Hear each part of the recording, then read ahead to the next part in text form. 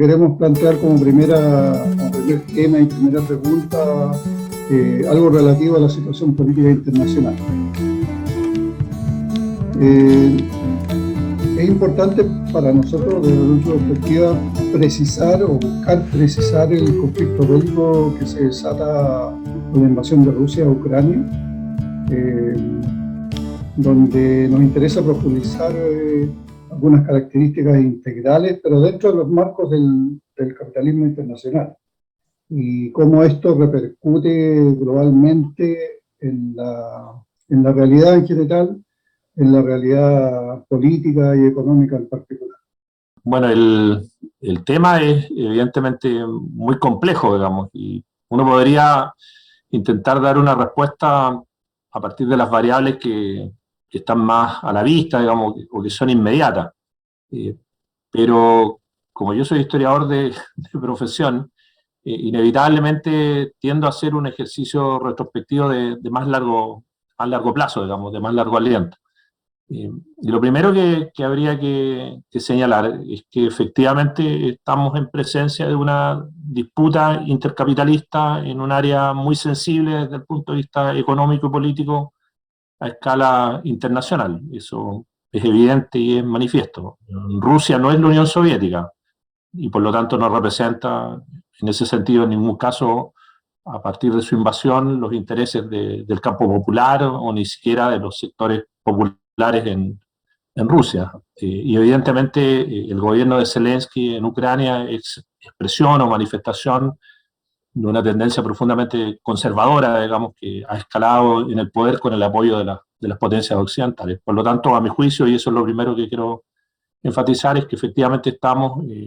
inscritos, digamos, estamos leyendo una disputa al interior del campo capitalista, digamos. Pero este no es solo o exclusivamente un conflicto geopolítico, digamos, en el sentido más clásico del concepto, entre un bloque hegemónico que en este caso se resiste a compartir el poder, como es la OTAN y Estados Unidos por una parte,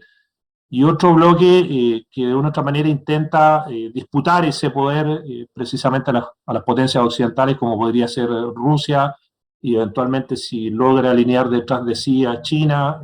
evidentemente también a ese país. Sino que estamos en presencia de un conflicto que tiene también raíces históricas y culturales muy profundas, digamos, que hacen aún más difícil la lectura de este escenario y por lo tanto las proyecciones o el desenlace, como tú decías hace un rato atrás, de este conflicto. La llanura ucraniana, recordemos que Ucrania es básicamente una llanura que se extiende desde los Cárpatos hasta el Dnieper, digamos, es decir, hasta el Mar Negro, ha sido históricamente, yo diría que desde el siglo IX, digamos, en adelante, de lo que se conoce como el Rus de Kiev, que es uno de los primeros emplazamientos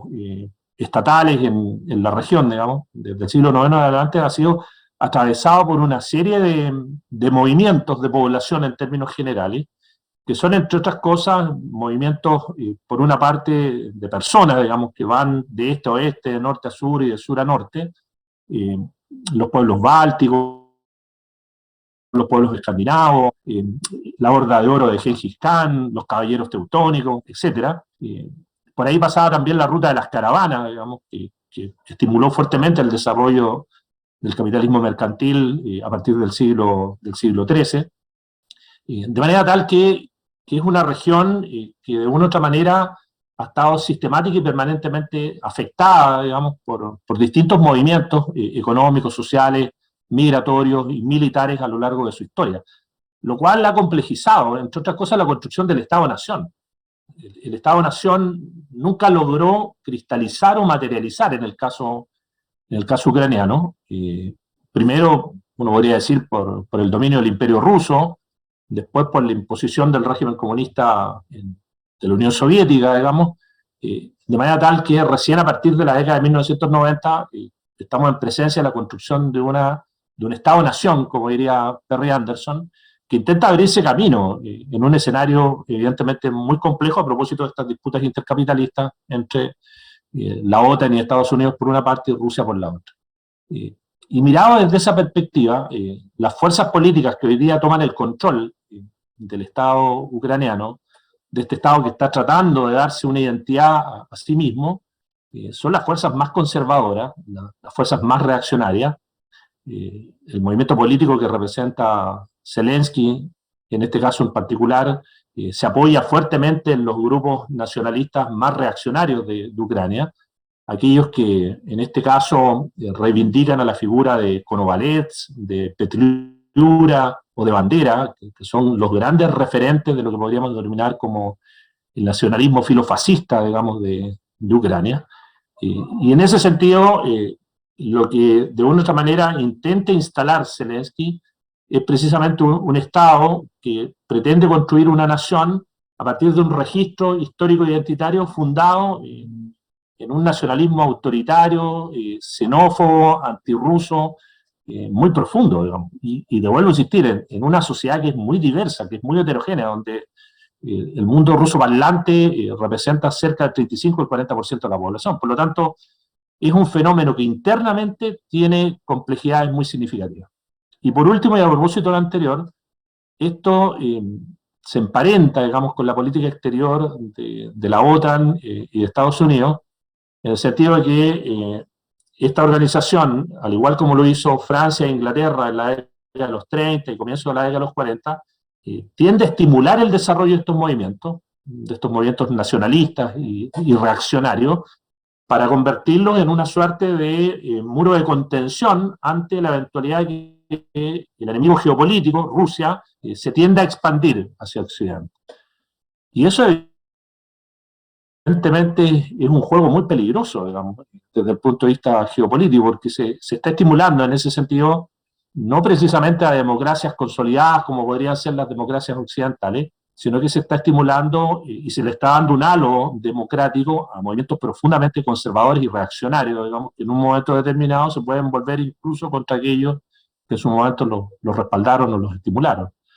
Uno podría decir, y ya con esto cierro, que el desenlace del conflicto desde el punto de vista militar puede ser relativamente evidente o manifiesto, es decir, es muy difícil que Ucrania, sin el apoyo de la OTAN,